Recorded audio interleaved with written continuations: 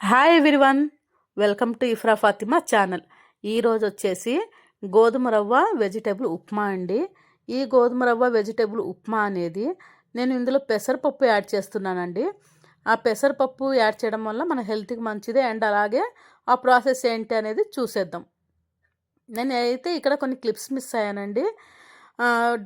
Pan పెట్టేసుకొని కొంచెం oil వేసేసుకోండి.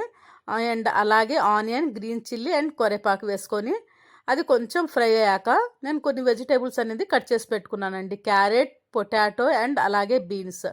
మీ దగ్గర కనుక బఠానీ ఉంటే, గ్రీన్ పీస్ కనుక ఉంటే కంపల్సరీగా యాడ్ చేసేసుకోండి.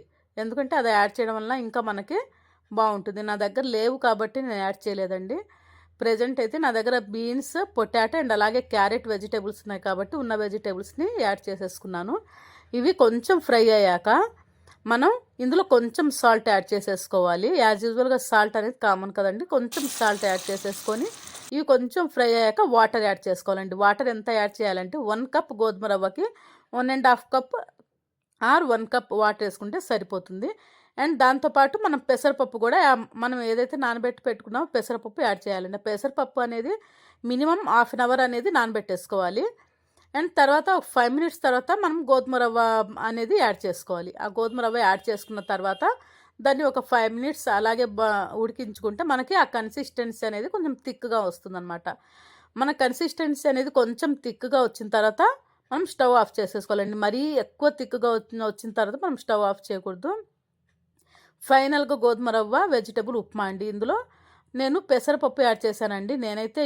నేను నా సొంతంగా యాడ్ చేశాను. ఇప్పటి వరకు ఎవరైనా ట్రై చేశారో లేదో నాకైతే తెలియదండి. సో నేను ఈ రెసిపీ మీతో షేర్ చేసుకుందామని నేను మీకు ఈ వీడియోని షేర్ చేస్తున్నాను. ఇన్ కేస్ మీకు గనక ఈ రెసిపీ నచ్చినట్టయితే మీ ఫ్రెండ్స్ కూడా షేర్ చేయండి. ఇందులో పెసరపప్పు యాడ్ చేశాను కాబట్టి ఈ రెసిపీ అనేది నాకు చాలా బాగా నచ్చిందండి. టేస్ట్ కూడా బాగుంది. మీకు నచ్చితే కనుక లైక్ చేయండి, కామెంట్ చేయండి. ఎలా ఉందో ట్రై చేసి కామెంట్ చేయండి. అండ్ అలాగే మీ ఫ్రెండ్స్కి కూడా షేర్ చేయండి. Thank you.